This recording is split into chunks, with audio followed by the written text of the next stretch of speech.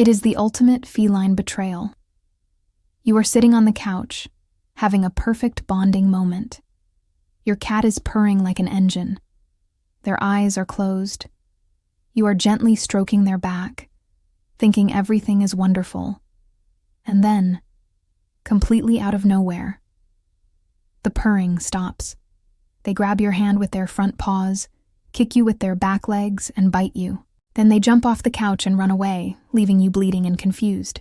It feels incredibly personal. We assume the cat is just being mean, unpredictable, or even a little bit bipolar. But when you look at feline neurology, you realize they weren't being mean at all.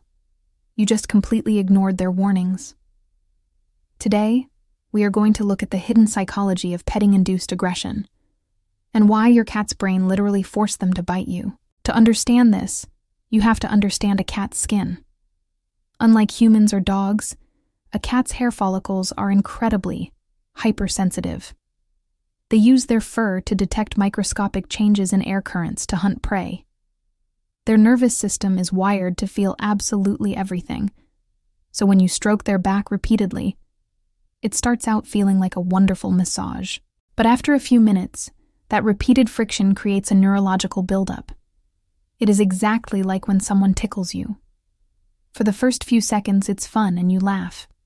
But if they don't stop, that tickling sensation turns into physical pain and panic. Your nervous system becomes completely overloaded, and your reflex is to violently push them away. That is exactly what is happening to your cat. It is a condition scientifically known as petting-induced overstimulation. The pleasure literally crosses a neurological threshold and becomes highly irritating static electricity. And here is the heartbreaking part. Your cat did warn you to stop. You just didn't speak their language. Cats don't have words to say, "Please stop, that's enough." Instead, they give you a sequence of micro-expressions. Let's break them down. Warning sign number 1, the tail twitch. We are conditioned by dogs to think a wagging tail means happiness.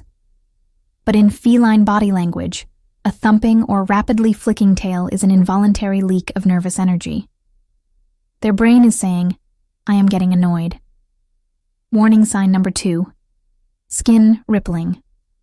Cats have a highly developed muscle layer just under their skin called the cutaneous truncea. In the wild, they use this muscle to violently twitch and shake off flies or water. When you overstimulate them, your hand physically feels like a giant, annoying fly they can't shake off. It is deeply uncomfortable for them. Warning sign number 3, the airplane ears. A relaxed cat has ears facing forward. But as they get overwhelmed, those ears rotate outward and flatten down. This isn't just an expression. It's a biological defense mechanism. They are instinctively pinning their ears flat to protect them from being bitten or scratched in the fight they are about to start. And the final, most urgent warning, the target lock. They stop purring, their body goes rigid, and they sharply turn their head to stare directly at your moving hand. At this exact moment, your hand is no longer a source of affection. To their overloaded predator brain, your hand has just become a threat, and they are measuring the distance for a strike. If you ignore all of these subtle, polite requests to stop, their brain enters fight-or-flight mode. The bite isn't out of anger. It's a desperate reflex to force you to release them. So, how do you prevent this? How do you know when they've had enough? You have to implement the consent test. Pet your cat 3 or 4 times, and then completely pull your hand away. If the cat wants more, they will close the distance. They will headbutt your hand to say, "Keep going." But if you pull your hand away, and the cat just sits there, or if they take the opportunity to start grooming themselves, the session is over. Their nervous system is full. The humans who get bitten are the ones who force affection when the animal is done. We have to remember that cats are not plush toys. They are highly tuned, incredibly sensitive apex predators. Respecting their boundaries doesn't mean they don't love you. In fact, the quickest way to build unbreakable trust with a cat is to prove to them that you will never trap them, and you will always listen when they say no. Once they know you won't push them to their breaking point, they will never want to leave your side.